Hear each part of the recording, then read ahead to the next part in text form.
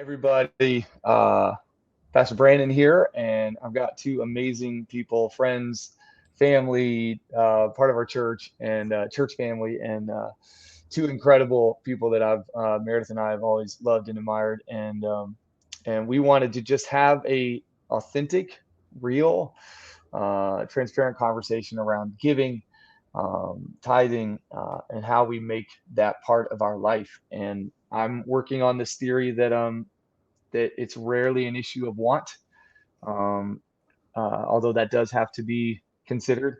But even more so, it's an issue of how. How do we do this through different seasons and different times? And as we're leading up to, at the time of this recording, to Vision Builders, and us all kind of going in on that, we wanted to make sure that we weren't just asking for everybody to consider giving, but we were also encouraging and resourcing you and maybe how you make that part of your life.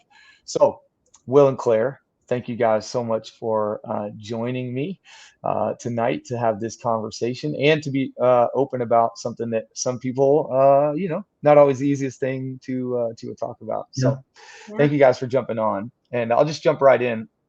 How both together and separate, on your own, living that single life, and but also even as a married couple, has giving kind of always been part of your life, or is this something that you've grown into? Give me a little bit of your journey in this. Yeah. Well, I'll also start off by saying Claire's feeling pretty sick tonight. So if I talk mostly the entire time, it's not because I just want to push her out of the conversation. More Speaking for us both. I mean, there was definitely, we were a little bit older, not that we were old, but I think compared to a lot of people we knew, we were older when we got married and both had very established lives separately before we were married. And in both of our lives, giving, really specifically tithing, I would say, was a priority for us. And both of us had made that decision individually before we were married. And I know even before we were married, I felt like, excuse me, my finances and really things in my life saw the covering and benefit of that. I was on an unbelievably tight budget, even as a single person. And whether it was my car or the apartment I lived in or my job, there just seemed to be a covering on those things that I don't know. I just don't know. Yeah, protection and blessing that I don't know would have been there without tithing. And it really came from, even before we were married, this challenge from a pastor at a church I was going to at the time of really just saying, in his view, it was one of, if not the only places in the Bible where the Lord says, test me. And that it comes with a benefit. And that isn't always financial. Sometimes it is, but sometimes it's a physical protection or a health protection or other things that maybe aren't necessarily financial. So I had made that commitment and I felt like I was seeing the benefits of it. And I think honestly, when we got married, it was one of those things where we had both separately made that decision. So when we got married, it was kind of like, of course we're going to do this. And I think I would say like the way maybe we went about it was a little bit different. I had grown up thankfully with parents that like made tithing a priority. And so that was something for me that it was like an automatic thing. But I will say like what was different that has like changed over time is like, it's not really something I like talked to the Lord about. It was like, oh, you tithe, it's a checkbox, that's it. But there was no, and there's a lot of words for it. There was no offering. There was no generosity. There was no over and above. It was just like, oh, like that's that. And so I think that's something that on our journey, like coming together, is that now there is that tithe, but then there is also like the over and above that we feel like, the Lord will lay on our hearts individually. And I think at the time I wasn't noticing like protection over my life, but like looking back now, I feel absolutely that there was blessing there, even if it wasn't a direct financial benefit. Yeah. And I think too, so for us now, it really, I think maybe a couple of years ago, Claire and I were talking and really kind of felt the Lord leading us into the generosity mentality and moving from it's a checkbox and that is great, and it is important. But really moving into a generous heart, and how do we do that? Because there would be moments where something would pop up with a friend or a family member, or just an opportunity to be involved with an organization. We were like, hey, this is awesome, but it's not our budget. You're kind of scrambling. Yeah, what do we do? Because you're not, you haven't built your life to prepare for that. And I understand there's times you aren't prepared for things, and the Lord asks you to step out. And then there's times where you're like, well, if I'm prepared, I'm ready for the Lord to bring someone. So we've just across my path. Made that part of our budget now, where there, and we do literally have a budget, but in that there is a line item for tithe and a line item for mortgage and groceries and all those things, and also giving. And we don't always spend it all at once, and maybe there's weeks where we don't use that part of the budget. And it kind of grows, and then we're like, okay, I wonder what's going to happen to this. But it allows for those moments, because when they come up, we don't think twice. We don't think, okay, but then grocery money or the other things, it's like, no, we have it. So let's use it and let's be generous, and we don't have to worry about it. Man, so much. That was so good. It's interesting, because what it sounds like is, because I think we hear budget and we think plan and we think prepare, and all of that stuff can feel heavy and weighty, and that means I have to do this and I have to, but what it actually sounds like for you guys is that it actually gave you freedom to be more generous, to not just want to be, but also able to be with confidence. That you're not hoping this all works out. And again, like Claire said, that will come. There will be days where you just have to trust God and be obedient and go with it. But it almost brings a level of freedom to it. Okay, so then why? It sounds like you guys had a bit of a history there growing up. I love what you talked about, Claire, where you moved from checking a box to just doing it, to now actually going, okay, Lord, what would you have me do? Which is it's a different posture, and some of that's just growth, because you were being regular in your giving. It kind of led you to that place of going, okay, wait, why am I doing this? Why would you guys say, as you guys have grown in this journey and done this together, why is for your family and for you two, has it been such a priority for you? I think honestly, part of it is because, Will said, like, the Lord says, like, to test him. And I think it was just the impact of, like, the first time I felt like, we had been tithing, but then the first time, and Will can tell the story, that we made a decision to go, like, over and beyond, and had prayed separately about that. And just then seeing, like, the Lord's hand after that, and, like, everything that happened, it was just such a confirmation of, like, I asked this of you, but I also see you and see where you're at. And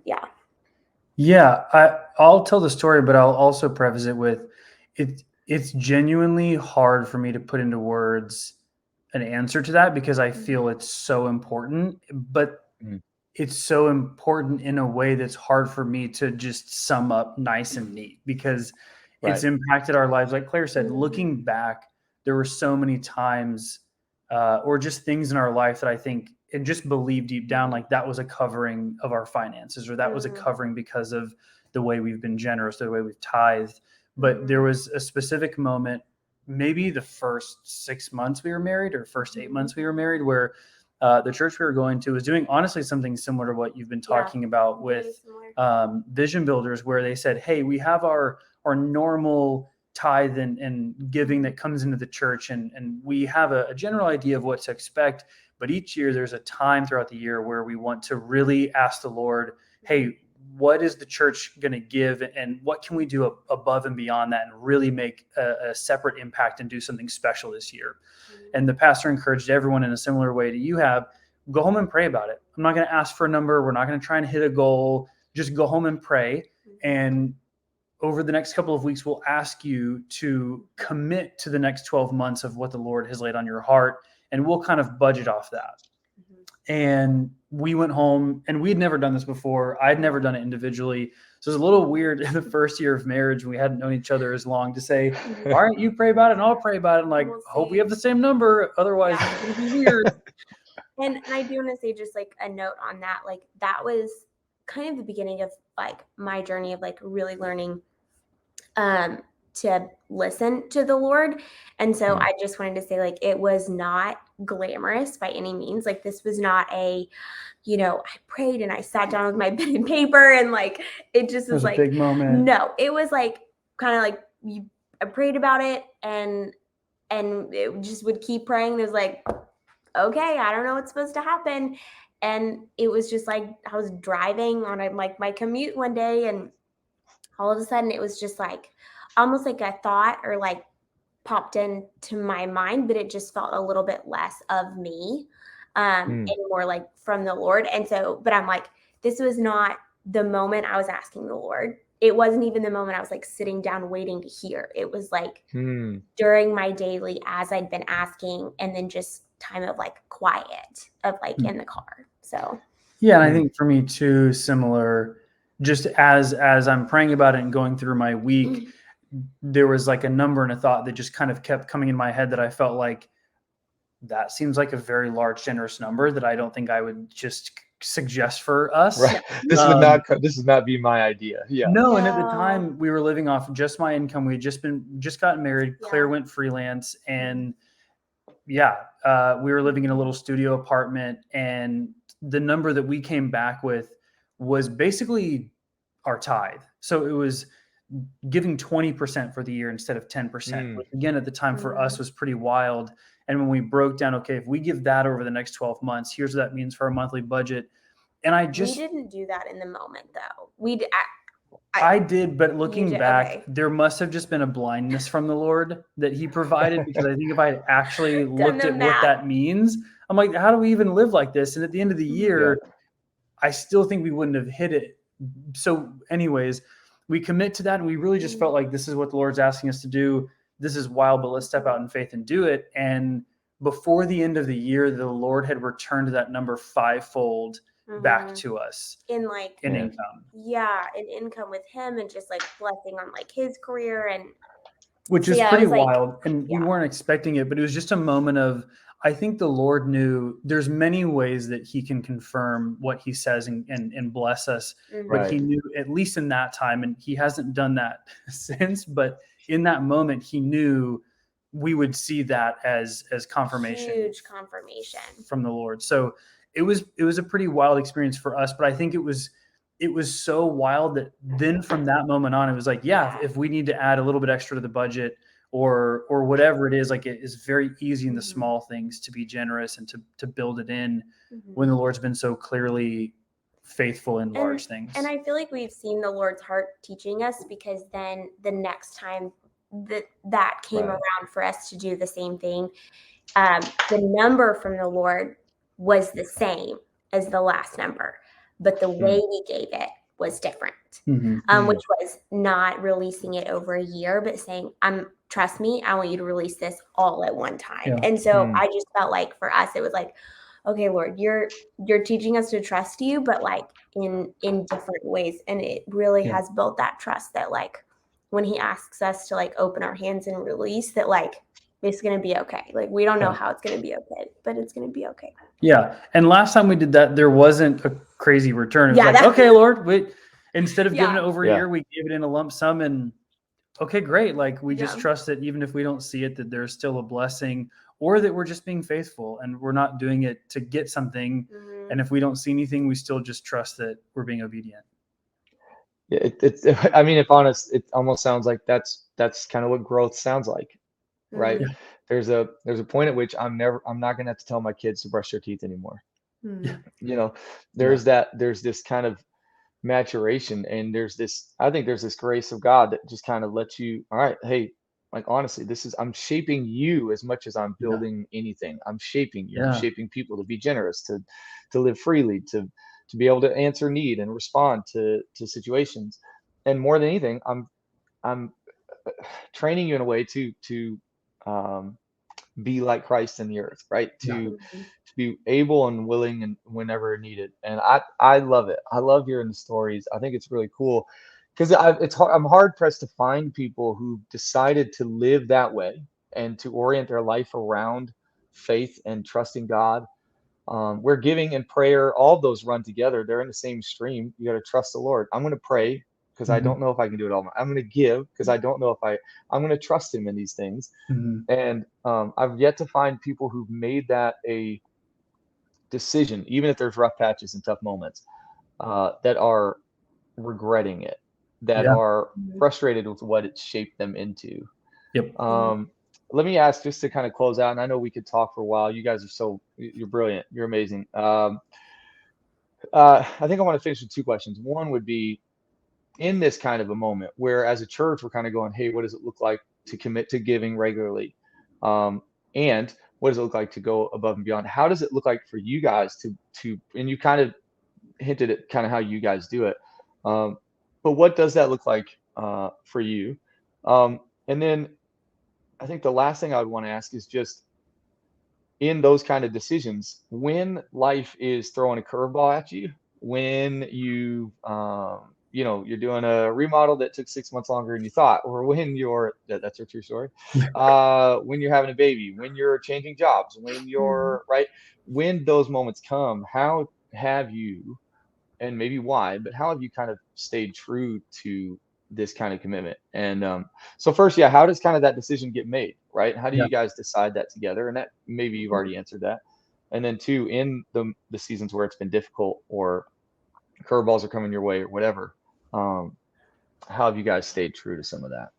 Yeah, I mean, I think they're the same answer, or at least they're really closely tied, because the way we do it makes it much easier and really allows us to, in those hard moments, make better and I think quicker decisions.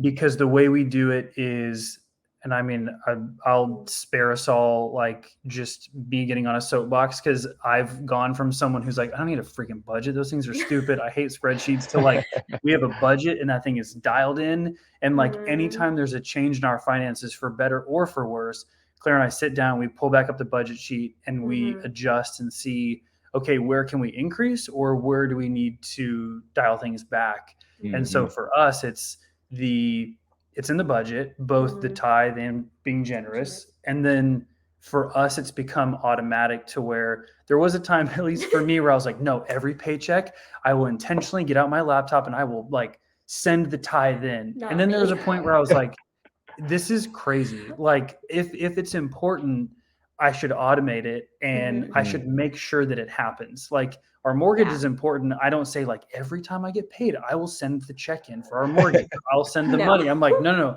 I got to make sure it happens. I'm going to automate it so I don't forget.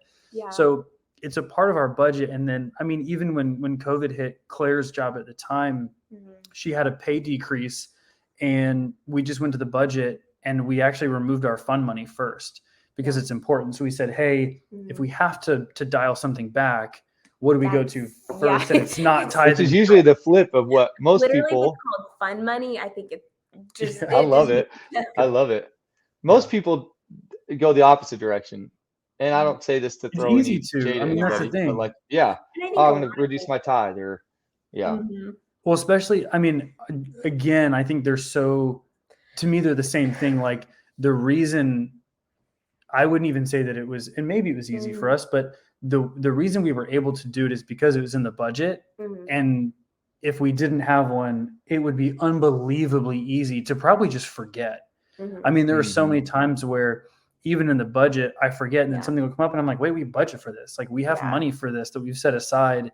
Oh, this is great. It's a no-brainer. So I think that's really what allows us to, is just being intentional on the front end and not just kind of waiting until it happens. And I think that's part of like the curveball, is like when those curveballs happen, you sit down and you look at everything and you say, okay, Lord, like what needs to adjust and maybe what needs to really adjust. But I love that. I love that you attach prayer to it almost every time, and that they should be attached. There should be a consistent rhythm there, and I think it's beautiful. Well, this was great. I want to let everybody know who's watching, whether you're pre-Vision Builder Sunday or post-Vision Builder Sunday. One, I would encourage you to do what you just heard Will and Claire say. Pray about it. talk. And if you're not married, go talk to a friend, go talk to a parent, go talk to a mentor, find someone that you can discuss this with. Don't make giving some kind of like hidden thing where you talk about prayer with anybody. You'll talk about reading your scripture with anybody. You'll talk about, let giving be something you talk about, because it really is such a healthy thing. So that'd be number one, talk with friends, family, pray about it. And if you're looking at Vision Builders Sunday, November 13th, I would highly encourage you to really make a commitment over however much time we have left when you watch this, to really pray about and ask the Lord, and trust that He'll do it. Because for me, I believe it's a heart and mind issue. I think there's a mind that goes, all right, wisdom, wisdom, wisdom. And then there's a heart that goes, oh, I just want to do it. And I think they should work in tandem. So prepare your heart for it, pray, seek the Lord, get with people who are generous, and then get some wisdom around it. Get some things that let your mind go, yeah, okay, I can check into that. And it may not, that doesn't mean it will be easy. That doesn't mean the Lord goes, yeah, I give $7. But God can bring wisdom that looks like foolishness to others. And so allow Him to do that in your life. And so I am just thankful for you guys doing this. It's really, really cool that you would take some time. And I know we could talk more and more. Maybe we will. I'm kind of digging this. I think this would be fun to do more often. Yeah, but we love you guys. Any last thoughts on this topic that you want to make sure you get in before we stop recording? Man, I'll just say this, because it has been such a journey, and I feel like such a slow journey. Give yourself grace, but also I would just challenge everyone. You are probably capable and have the capacity for more than you think you do and more than you have now. And it may be slower, it may be faster, but it is for your benefit and for the benefit of those around you. The Lord loves all of us and has wonderful things planned for us. It's not to take anything from us or to make us miserable. Yeah, that's great. I'll end with the thought that someone gave me years ago. If you haven't started, start. If you've gotten behind, catch up. And if you're going well, keep going. And you may fall in one of those three spaces. And like Will just said, have grace for yourself. God surely does. And so thank you guys so much. Have a great night. Claire, I hope you're feeling better. And love you guys. So thankful that you're part of this community and family. And we'll talk to you soon. Yeah. Awesome. Thanks for having us. Thanks. See ya.